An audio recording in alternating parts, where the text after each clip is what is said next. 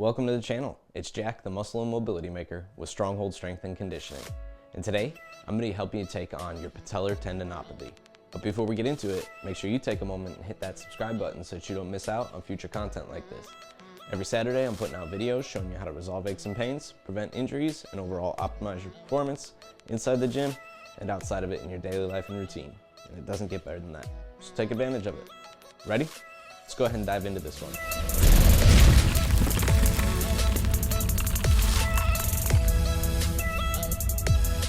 All right, like I said, today I'm going to be helping you take on that patellar tendinopathy that you're experiencing, or otherwise known as jumper's knee, patellar tendinitis.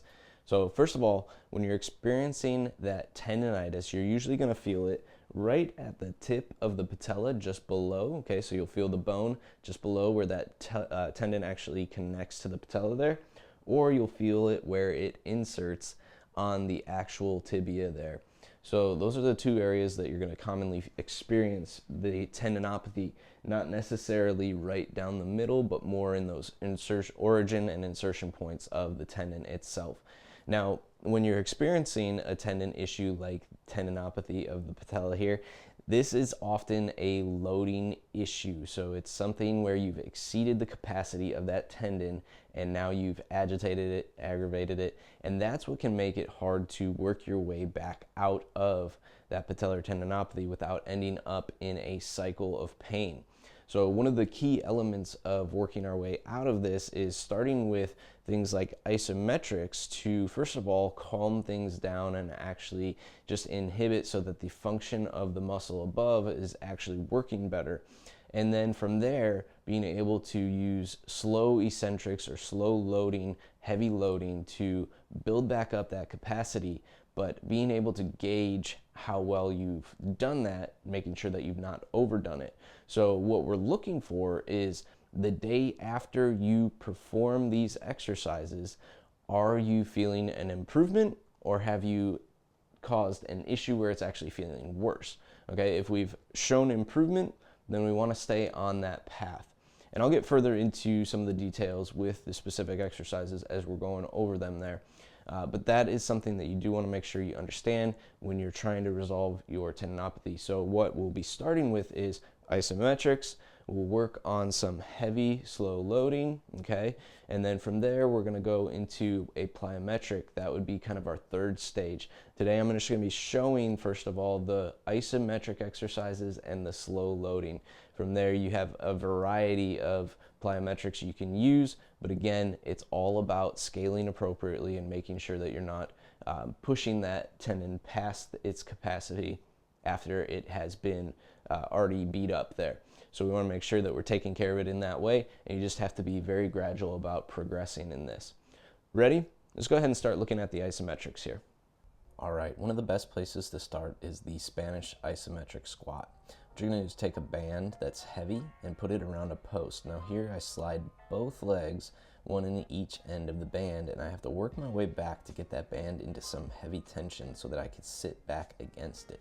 So we do want to make sure that you have your bare feet so you can grip the floor well and that you have a good footing here. Now you'll notice the angle that I'm sitting back at. It is essentially a wall sit with the knees having the band right at the back here, which is going to directly load that tendon. So it's important that we have that angle so we can really get those quads to fire. Now our goal here is a 45-second hold, and we're going to do 5 sets of this. What you should notice is that you're getting 1, the quad activation that we want, and 2, the actual intensity of your knee pain starts to decrease as we go along here.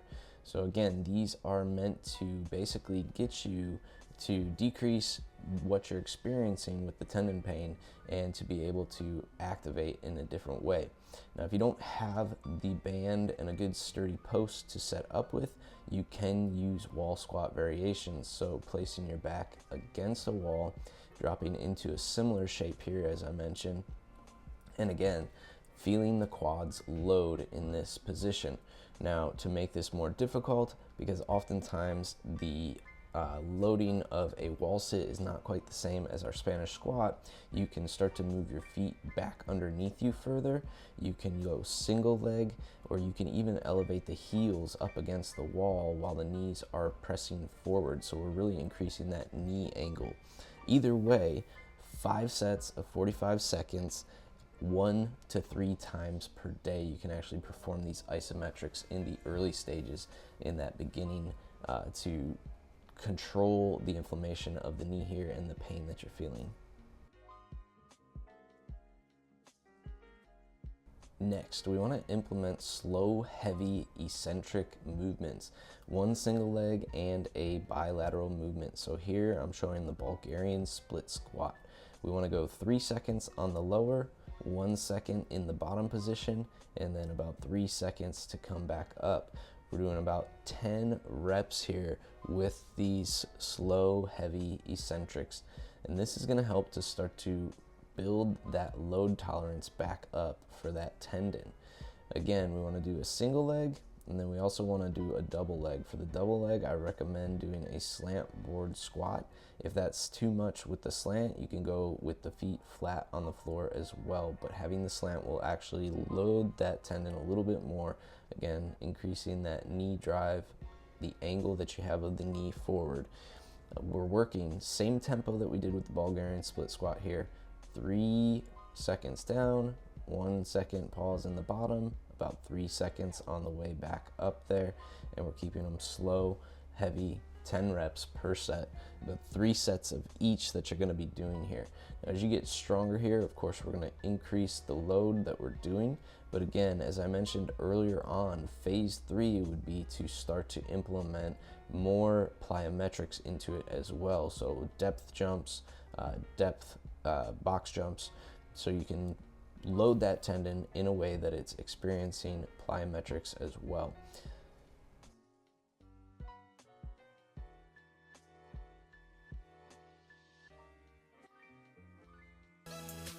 All right, and there you have it. How to go about restoring your patellar tendon if you've been experiencing patellar tendinopathy.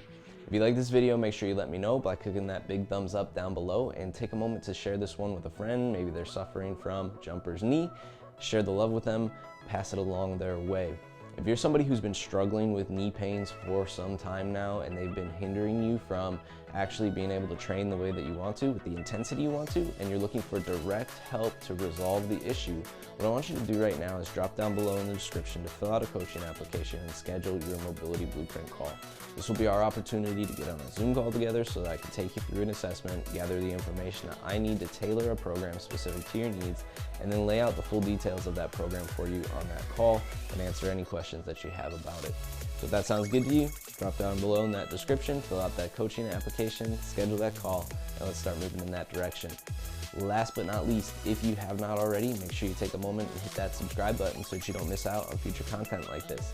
Every Saturday, I'm putting out videos showing you how to resolve aches and pains, prevent injuries, and overall optimize your performance inside the gym and outside of it in your daily life and routine, and it does not get better than that. Welcome to the Stronghold Army. We'll see you next week.